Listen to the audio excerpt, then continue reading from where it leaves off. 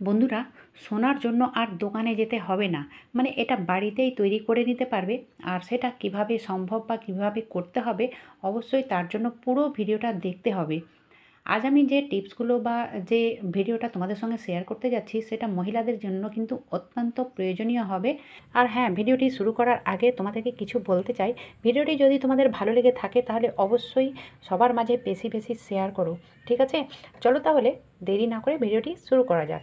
তো প্রথমে আমি নিয়েছি একটা গ্লাস, আর ওই গ্লাসের মধ্যে দিয়ে দিলাম জল, নর্মাল জল। তো বন্ধুরা, এখানে আমি নিয়েছি ইনো। তো ইনোটা মানে যে কোনো ফ্লেভারের হোক না কেন চলবে, ইনো হলেই হলো। তারপরে এই যে গ্লাসে জলটা দিয়েছি, এতে আমি পুরো ইনোর মানে প্যাকেটে যতগুলো ইনো রয়েছে সবটাই দিয়ে দেব।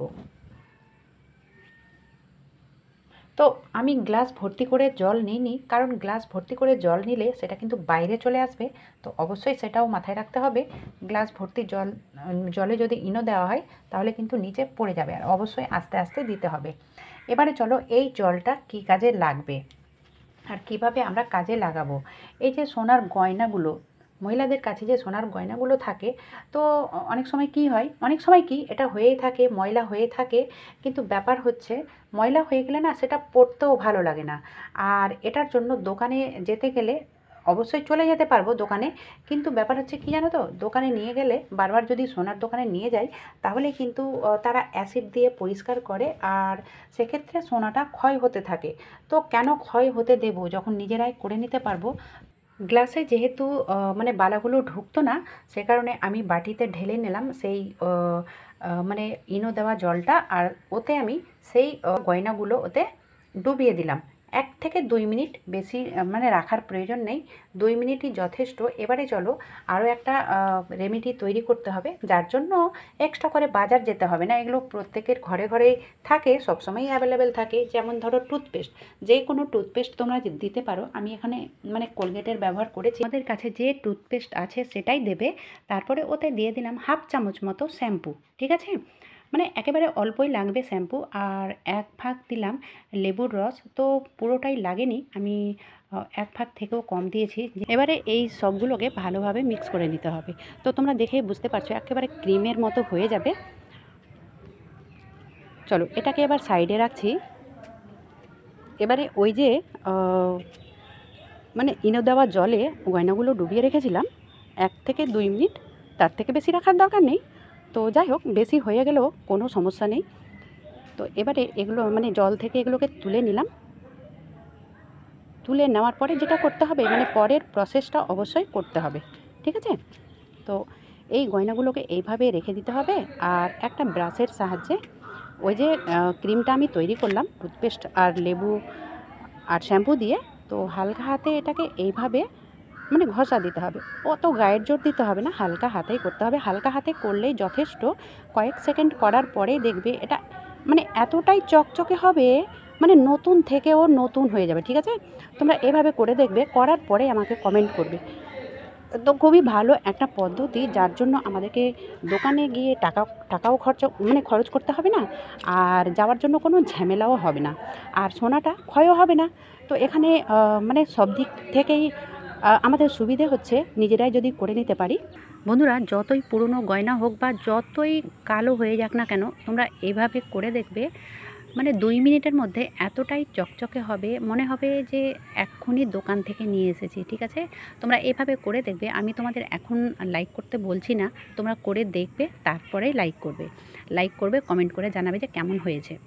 তো এইভাবে মানে যতগুলো তোমরা ক্লিন করতে চাও, পরিষ্কার করতে চাও, ততগুলো এইভাবে করে নিতে পারো। আর শুধু কালো হয়ে গেলে যে আমরা পরিষ্কার করব সেটা নয়, আমরা মাঝে মধ্যে মানে বছরে বা 2 বছরে 3 বছরের পর আমরা এইভাবে করে নিতে পারি। তো হয়তো ভালোভাবে বোঝা যাচ্ছে না ক্যামেরায়, কিন্তু মানে এতটাই চকচকে হয়েছে যে আমি নিজেও অবাক হয়ে গেছি। সে কারণে আমি এটা তোমাদের সঙ্গে শেয়ার করলাম। মানে আমি তোমাদের সঙ্গে শেয়ার না করে থাকতে পারলাম না। তো যাই হোক, তোমরা এইভাবে এই গয়নাগুলো ক্লিন করে নিতে পারো। আর হ্যাঁ বন্ধুরা, তোমরা কে কোথা থেকে আমার ভিডিও দেখছো অবশ্যই আমাকে কমেন্ট বক্সে জানাবে। তাহলে আমি বুঝতে পারবো যে আমার ভিডিওগুলো মানে কত দূর দূর যাচ্ছে আর কি। তো এই দেখো, অবশ্যই এটা ক্লিন করার পরে আমি নর্মাল জল দিয়ে ধুয়ে নিয়েছি। নর্মাল জল দিয়ে ধুয়ে নেওয়ার পরে এটা মুছে নিতে হবে।